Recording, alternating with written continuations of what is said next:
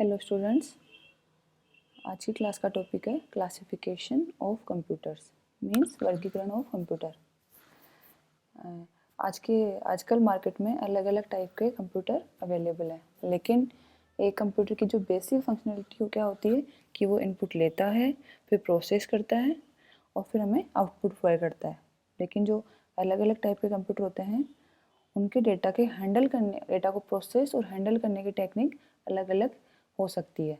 तो इसीलिए हम कंप्यूटर को डिफरेंट डिफरेंट क्राइटेरिया के अकॉर्डिंग उनको डिफरेंट डिफरेंट कैटेगरी में डिवाइड करते हैं।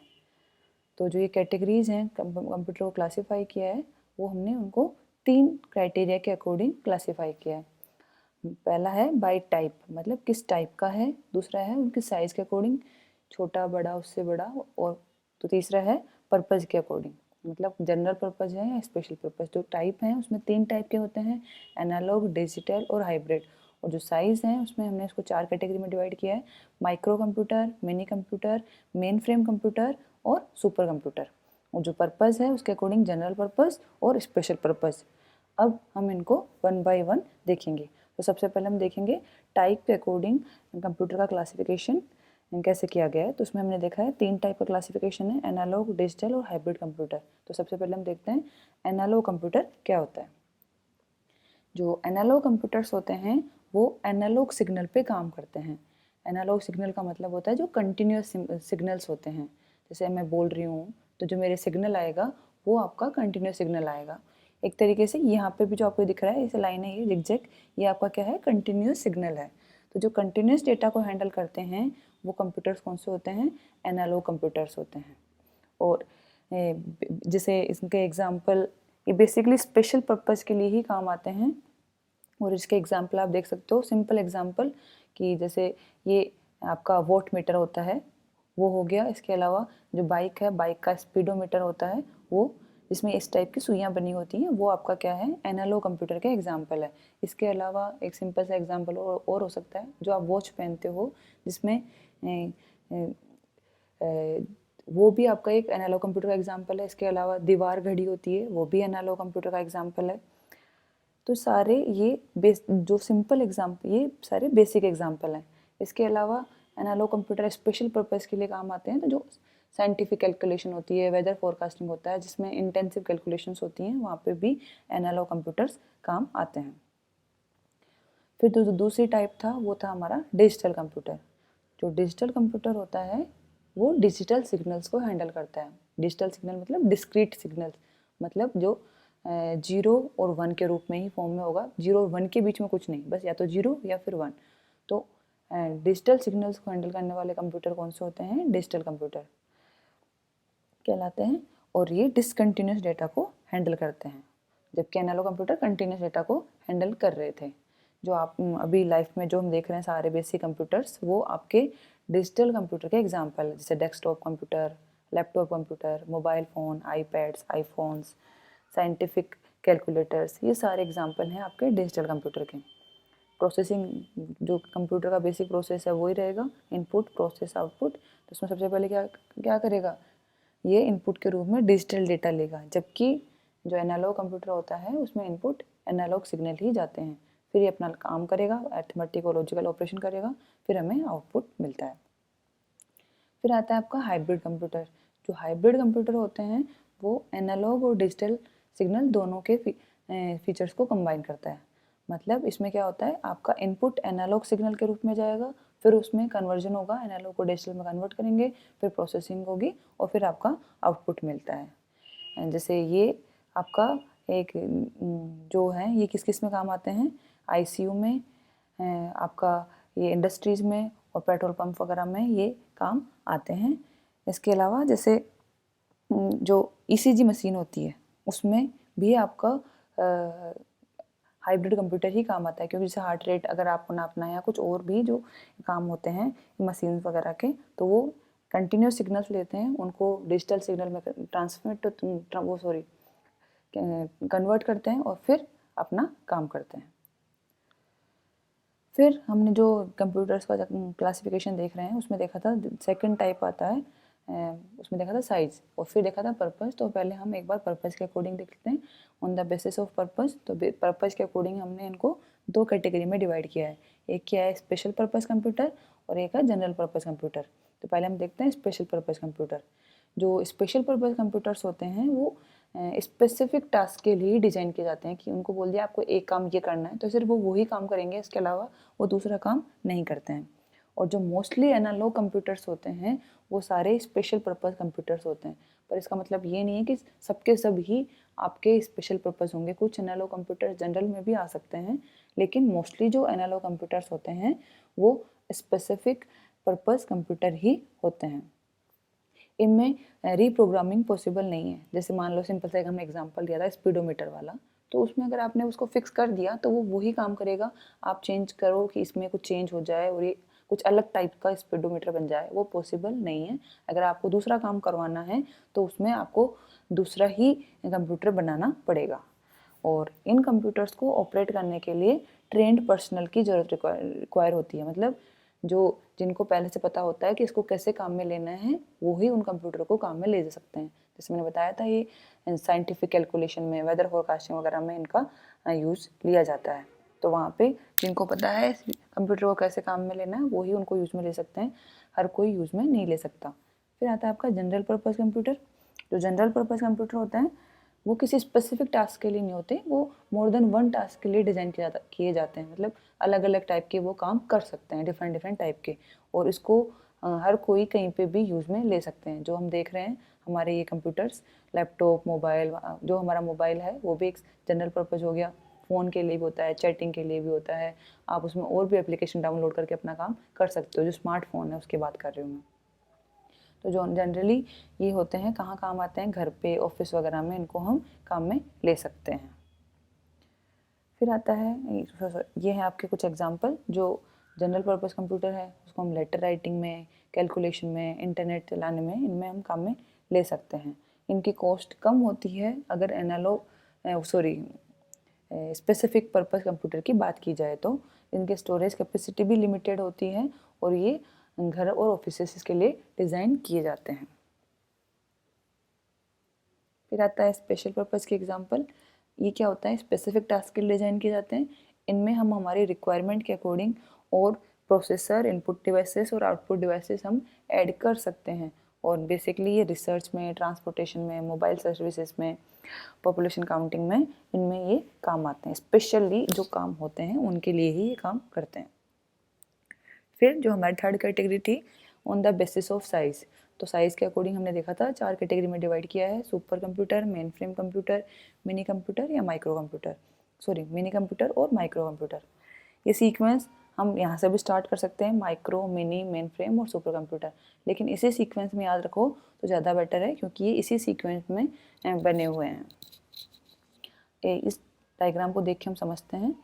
तो जैसे देखो इस डायग्राम में माइक्रो कंप्यूटर से मिनी, फिर मेन फ्रेम, फिर सुपर कंप्यूटर, मतलब ऊपर की तरफ जाते हैं तो इन कंप्यूटर्स की स्पीड फास्ट होती जाती है, ये महंगे होते जाते हैं और इनके स्ट्रक्चर कॉम्प्लेक्स होता जाता है और ये साइज़ इनकी बड़ी होती जाती है। और इसी में अगर हम नीचे आते जाते हैं तो इनकी स्पीड स्लो हो जाती है, ये सस्ते हो जाते हैं, सिंपल हो जाते हैं और छोटे हो जाते हैं, कॉम्पैक्ट हो जाते हैं। तो सबसे पहले हम देखते हैं सुपर कंप्यूटर। जो सुपर कंप्यूटर हैं वर्ल्ड का सबसे पावरफुल कंप्यूटर्स होते हैं। सुपर कंप्यूटर्स जो हैं सबसे पावरफुल कंप्यूटर होते हैं। इनकी साइज़ बहुत बड़ी होती है और इनकी स्पीड होती है, जो प्रोसेसिंग स्पीड होती है वो बहुत ही ज़्यादा होती है और ये बहुत ज़्यादा महंगे होते हैं। और एक साथ ये लार्ज जो टिपिकल कैलकुलेशंस होती है, साइंटिफिक कैलकुलेशन वगैरह, उनके लिए काम में लिए जाते हैं। और ये एट ए टाइम पे एक सेकंड में 1 ट्रिलियन कैलकुलेशन परफॉर्म कर सकता है। कि वो अब 1 ट्रिलियन कैलकुलेशन बहुत ज़्यादा होती है अपने आप में, तो ये एक सेकंड में इतना काम कर सकता है। और एक साथ एट ए टाइम पे ये थाउजेंड्स ऑफ यूज़र, मतलब हज़ारों यूज़र को एक साथ हैंडल कर सकता है। तो बेसिकली ये बहुत हाई लेवल की कैलकुलेशन करने के काम में आता है।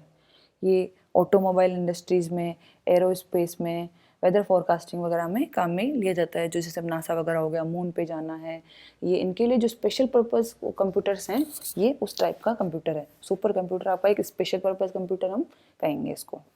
और जो इंडिया का सुपर कंप्यूटर है उसका नाम है परम। ये इंडिया में ही बना था, कहाँ पे, पुणे में। तो आपसे पूछ सकते हैं इंडिया का सुपर कंप्यूटर का नाम बताइए, तो उसका नाम है परम। ये देखिए आपका एक एग्जांपल है सुपर कंप्यूटर का, इतना बड़ा होता है दिखने में। ये अलग अलग कंप्यूटर नहीं है, ये आप सोचो कि अलग अलग है, ये अलग अलग नहीं है, ये पूरा एक ही कंप्यूटर है। फिर आता है मेन फ्रेम कंप्यूटर। बेसिकली जो मेन फ्रेम और सुपर कंप्यूटर होते हैं लगभग सेम सी कैटेगरी के हैं, थोड़ा बहुत डिफरेंस है। और जो हम ये चारों हैं इनको कंपैरिजन के अकॉर्डिंग देखेंगे। तो हमने अभी जो ये चार्ट देखा था इसमें आपको समझ में आ रहा है सुपर कंप्यूटर सबसे ज़्यादा फास्ट होगा, वो महंगा भी होगा, वो बड़ा भी होगा और कॉम्प्लेक्स भी होगा।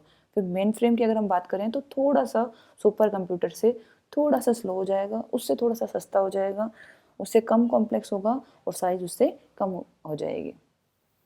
तो ये भी अगर इंडिपेंडेंटली देखें तो इसकी साइज़ भी बड़ी होती है और इसकी प्रोसेसिंग स्पीड हाई होती है। जो अगर हम सुपर कंप्यूटर और मेन फ्रेम कंप्यूटर की बात करें तो सुपर कंप्यूटर किसी भी काम को फटाफट करने की कोशिश करता है, मतलब जितना जल्दी हो सके उतना जल्दी करो। जबकि मेन फ्रेम कंप्यूटर क्या करता है, एट ए टाइम पे ज़्यादा से ज़्यादा काम करने की कोशिश करता है। मतलब ये बेसिकली पहले डेटा पे फोकस करेगा फिर स्पीड पे, जबकि सुपर कंप्यूटर पहले स्पीड पे फोकस करता है कि कोई भी काम पहले फटाफट हो जाए फिर दूसरा काम करेंगे। तो मेजर डिफरेंस दोनों में ये है। और ये भी थाउजेंड्स ऑफ यूजर्स को एट ए टाइम पे हैंडल कर सकता है। और ये भी स्पेशल पर्पस नॉर्मली कंप्यूटर होते हैं, स्पेशली ये इंटरनेट पे जो सर्वर्स होते हैं उनके लिए काम आता है। जैसे अब गूगल पे एट ए टाइम पे कितने यूजर्स सर्च करते हैं, तो उनको हैंडल करने के लिए जो सर्वर वाले जो कंप्यूटर हैं वो मेन फ्रेम टाइप का कंप्यूटर ही हो सकता है। अदरवाइज सिंपल कंप्यूटर इतने लोड को तो हैंडल भी नहीं कर सकता। इसके अलावा जो बड़े बैंक होते हैं, एयरलाइन इंडस्ट्रीज या फिर बहुत बड़ी यूनिवर्सिटीज़ हैं, वहाँ पे काम आएगा। सिंपल यूनिवर्सिटी में आपका मिनी कंप्यूटर से भी काम चल जाता है। इसके ये कुछ एग्जांपल्स हैं, IBM 1401 और CDC 6600, ये इसके एग्जांपल हैं। ये मेन फ्रेम कंप्यूटर दिखने में इतना बड़ा होता है, ये देखो सुपर कंप्यूटर से इसकी साइज़ कम हो गई है। फिर आता है मिनी कंप्यूटर। मिनी कंप्यूटर को कंपेयर करें तो ये हमारा उस सीरीज में तीसरा है। तो उन दोनों से इसकी इसकी स्पीड कम हो जाएगी, साइज़ कम हो जाएगी, सस्ता हो जाएगा और थोड़ा सिंपल हो जाएगा। तो एक तरीके से मेन फ्रेम से भी छोटा हो गया, तो मतलब एक तरह के मीडियम साइज़ के कंप्यूटर हो गए। और ये जो इसके नीचे वाला आएगा माइक्रो कंप्यूटर, उससे पावरफुल ज़्यादा होगा और सुपर और मेन फ्रेम कंप्यूटर से कम पावरफुल होता है। और इसकी स्पीड और कॉस्ट जो है मेन फ्रेम और सुपर कंप्यूटर से तो कम होती है, जबकि जो आपका माइक्रो कंप्यूटर है उससे कॉस्ट भी ज़्यादा होगी और इसकी स्पीड भी ज़्यादा होती है।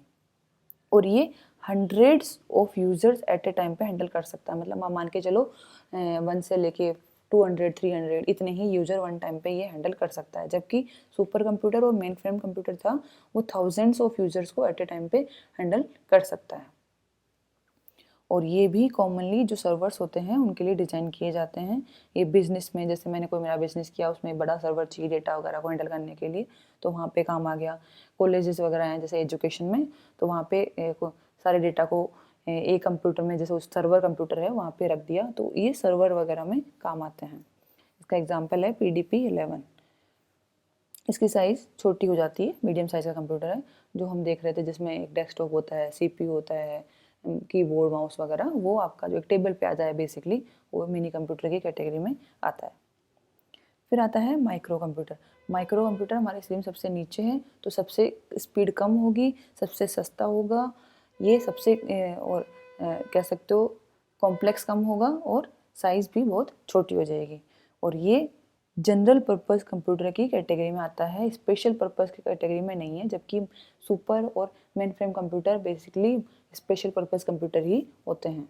और माइक्रो कंप्यूटर है वो जनरल पर्पस कंप्यूटर है। मतलब ये अलग अलग टाइप के टास्क डिज़ाइन करने के लिए काम आ रहा है, जो नॉर्मली हम काम में ले रहे हैं, जो लैपटॉप कंप्यूटर मोबाइल फ़ोन वगैरह, ये माइक्रो कंप्यूटर के एग्जाम्पल हैं। इनकी साइज़ छोटी होती है, ये सिंगल यूज़र के लिए ही बने होते हैं एट ए टाइम। जैसे मेरे पास अब मैं लैपटॉप पे वीडियो रिकॉर्ड कर रही हूँ, तो ये सिंगल यूज़र कंप्यूटर है और ये सिंगल यूज़र के लिए ही डिज़ाइन किए जाते हैं। इनका काम बेसिकली नेटवर्किंग एनवायरनमेंट में, इंटरनेट सिस्टम में, और जो सॉफ्टवेयर हम मोबाइल में काम में ले रहे हैं, कंप्यूटर में एडवांस सॉफ्टवेयर, उनको हैंडल करने के लिए ये काम आता है। ये कुछ है आपको समझाने की कोशिश मैंने की है कि सुपर कंप्यूटर ये है, फिर मेन फ्रेम उससे छोटा हो गया, फिर मिनी उससे छोटा और माइक्रो उससे भी छोटा हो गया।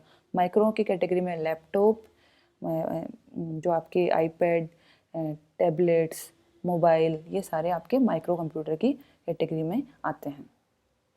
तो ये था बेसिक कंप्यूटर का वर्गीकरण के बारे में। हमने इसमें देखा इसको 3 कैटेगरी में, एक बार मैं इसको बारे में समझी बता देती हूँ। हमने इसको 3 कैटेगरी में डिवाइड किया था, बाय टाइप, बाय साइज और बाय पर्पस। टाइप में हमने 3 देखा था, एनालॉग, डिजिटल और hybrid computer. Analogue computer continuous signal पे काम करता है, डिजिटल कंप्यूटर डिसकंटिन्यूस सिग्नल पे काम करता है और हाइब्रिड कंप्यूटर दोनों के फीचर्स को कंबाइन करके काम करता है। फिर आता था, हमने देखा पर्पस के अकॉर्डिंग, तो 2 टाइप से किया, जनरल पर्पस कंप्यूटर और स्पेशल पर्पस। जो जनरल पर्पस कंप्यूटर्स थे वो मतलब सारे, कोई ऐसे स्पेसिफिकली डिज़ाइन नहीं किया कि तो ये तो यही काम करेगा, मतलब वो मोर देन वन काम करने के लिए डिज़ाइन किए गए थे। जबकि स्पेशल पर्पस कंप्यूटर एक ही पर्टिकुलर टास्क परफॉर्म करने के ही काम आ रहे थे। फिर है साइज के अकॉर्डिंग और फंक्शनलिटी के अकॉर्डिंग, तो 4 टाइप में डिवाइड किया है, super computer, main frame computer, mini computer और माइक्रो कंप्यूटर। सुपर कंप्यूटर सबसे ज़्यादा फास्ट होता है, स्पीड बहुत ज़्यादा होती है, कॉम्प्लेक्स होता है, बहुत ज़्यादा बड़ा होता है। फिर आता है मेन फ्रेम कंप्यूटर, वो सुपर कंप्यूटर से थोड़ा सा छोटा हो गया, थोड़ा सा कम स्पीड कम हो गई, साइज़ थोड़ी सी कम हो गई, पर इंडिपेंडेंटली देखें तो वो भी एक बहुत अच्छा कंप्यूटर है जिसकी स्पीड अच्छी है, साइज़ थोड़ी बड़ी है, स्टोरेज कैपेसिटी भी अच्छी है।